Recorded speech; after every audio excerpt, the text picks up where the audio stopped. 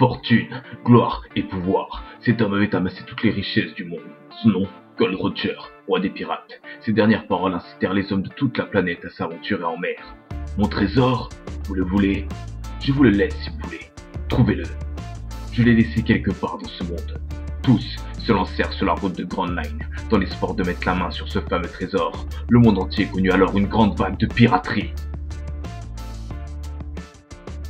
Notre histoire débute sur l'île de Berge, dans South Blue. Cette île est connue pour être la plus isolée du monde. Cette dernière est ornée d'un plateau en son centre, d'une hauteur de 5000 mètres. Ce plateau, plus connu sous le nom de Jungle Royal, abrite une faune et une flore impressionnantes. Chaque recoin de ce plateau est considéré comme étant une zone mortelle. Même les plantes y sont hostiles. Mais il existe quelque part une zone qui échappe à cette règle. Une magnifique prairie d'un rayon d'environ 100 mètres. À son centre se tient debout une mystérieuse personne qui vient de passer 5 ans à comprendre l'étrange pouvoir qui l'habite. Étant coupée du monde depuis tout ce temps, cette personne n'est donc pas au courant des événements qui se sont déroulés depuis que Luffy au chapeau de paille est parti en mer. De son affrontement face à Alvida, jusqu'à la guerre au sommet qui s'est soldée par la mort de Barbe Blanche et de Ace. Alors que Luffy fait un dernier hommage à son frère défunt, puis disparaît mystérieusement, ce personnage, lui, compte bien réapparaître. Lui qui se tenait debout depuis apparemment tout ce temps, finit par réouvrir les yeux.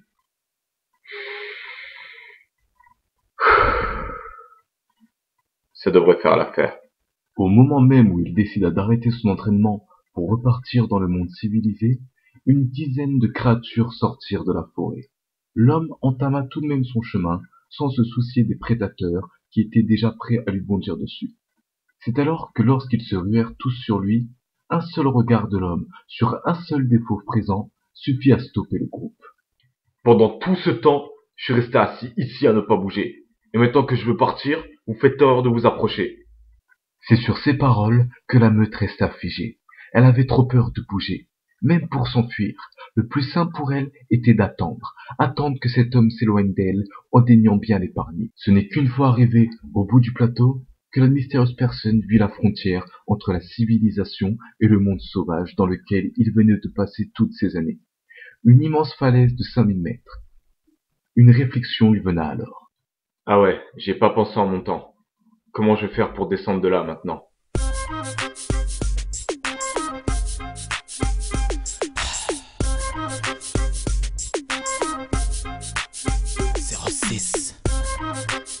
Riker, yeah, yeah, yeah, Légion d'honneur,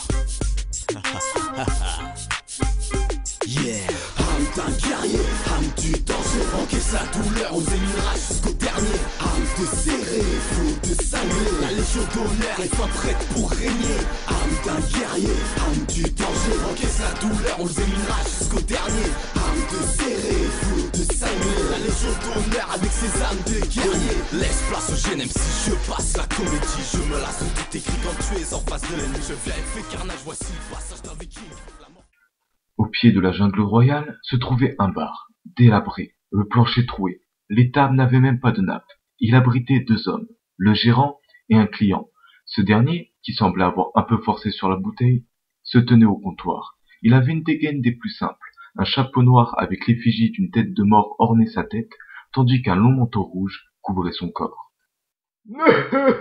Tenez-vous sur vos gardes, le One Piece existe et regardez par vous-même, je suis pas le seul qui y croit, il y a de jeunes pirates qui se lancent déjà sur les mers, Bartholoméo, Bellamy, le jeune Lao qui vient de rejoindre les Shichibukai, et même Kid qui est originaire de cette mer continue à faire parler de lui. Bientôt moi aussi j'aurai ma tête dans les journaux. Le serveur, les cheveux courts et bruns, aux yeux noisettes, était plutôt grand, baraqué et occupé à nettoyer ses verres. Il avait écouté cet homme parler toute la journée. Exaspéré, il finit par prendre la parole. Au lieu de passer ton temps à te vanter dans mon bar paumé, t'aurais pas mieux à faire, sale ivrogne. Je sais pas moi, piller des navires marchands, chercher des trésors, répandre la terreur sur les mers, quoi. Tu comprends pas, Igre. Si je pars à l'assaut des mers maintenant, ce serait pas amusant. Je leur laisse un peu d'avance à tous ces rookies. Je voudrais pas briser leur rêve. Quoi? Le seul rêve que tu risques de briser, c'est le mien. J'attends encore que tu règles ton ardoise. Tu dis ça pour me motiver à partir en mer, non? Pas du tout. Je dis ça parce que je croule sous les dettes. Tandis que les deux hommes étaient occupés à brailler, un étrange objet s'écrasa au milieu du bar. Il laissa deux trous béants, un sur le plafond qu'il avait traversé, et l'autre sur le sol sur lequel il avait atterri. La poussière qu'il avait soulevée empêchait de voir ce qu'était réellement l'objet. Aucun des deux hommes ne comprit ce qu'il se passa. Encore une facture. La ferme. S'il s'avère que c'est toi qui es responsable de ça, je te jure que je vais te... Avant même que le serveur n'eût le temps de finir ses menaces, une voix s'exprima au milieu du nuage de poussière. Bah, j'ai été obligé de sauter. Et pas de chance, ta maison, elle était en dessous. Attends, c'est un humain qui a fait ça? C'est alors qu'un mystérieux jeune homme sortit du nuage de poussière. Il était de taille moyenne. Ses cheveux, longs et bourriffés, étaient d'un noir obscur.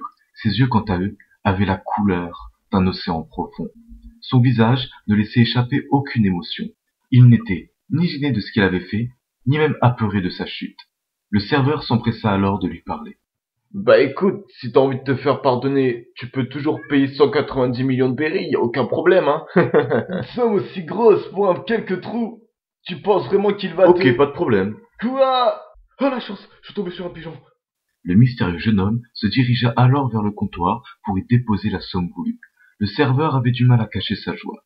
Et alors que lui et l'ivrogne fixaient le jeune, ce dernier vida ses poches, à l'intérieur desquelles se trouvait seulement une poignée de cacahuètes. Ah, je m'y attendais pas à celle-là. Attends, tu me files des cacahuètes?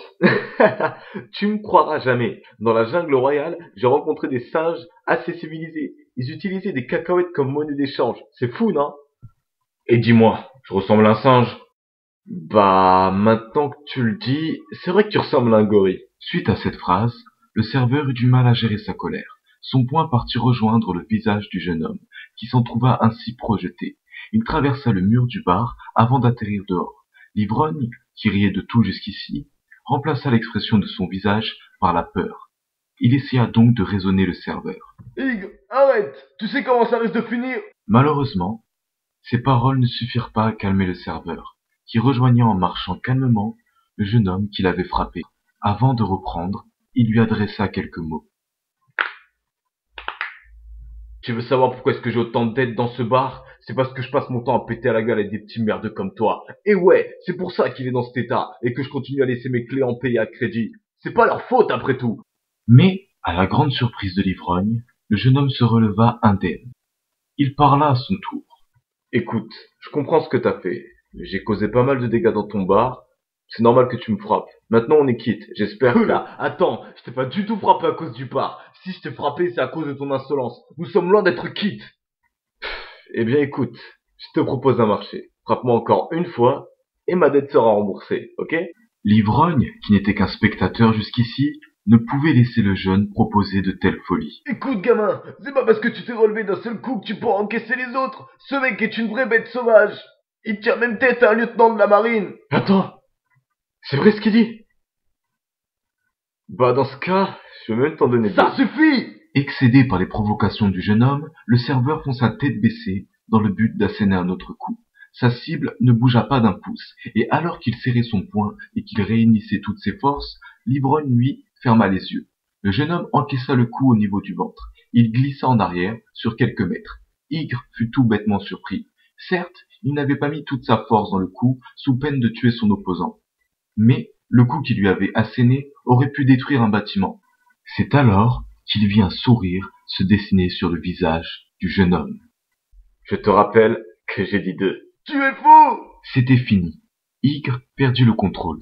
Il se rua de nouveau sur le jeune homme, avec cette fois-ci pour but de le tuer. Ses poings pleins de rage et ses dents serrées avaient convaincu l'ivrogne. Merde, Ygre s'énerve, je dois aller chercher la marine pour l'arrêter. Tandis que l'ivrogne s'éloigna pour aller chercher de l'aide, le serveur déchargea sa haine. Il donna pour commencer un premier coup au visage. Une fois son adversaire légèrement sonné, il enchaîna une multitude de coups au niveau des côtes et du ventre avant de terminer sur un dernier au visage qui projeta son adversaire loin de lui, qui, cette fois-ci, se rattrapa. Il atterrit sur ses deux jambes, puis lança un regard de haine sur son opposant. Je t'avais dit 2. T'en as donné 12 de trop. Laisse-moi prendre la monnaie. Cette fois-ci, ce fut au tour du jeune homme d'attaquer le serveur. Au début, ce dernier était confiant, puis il finit par sentir comme une sorte de pression. Cette dernière le figea, ce qui l'empêcha d'esquiver le coup du jeune homme. Un coup de pied plongé en pleine cage thoracique.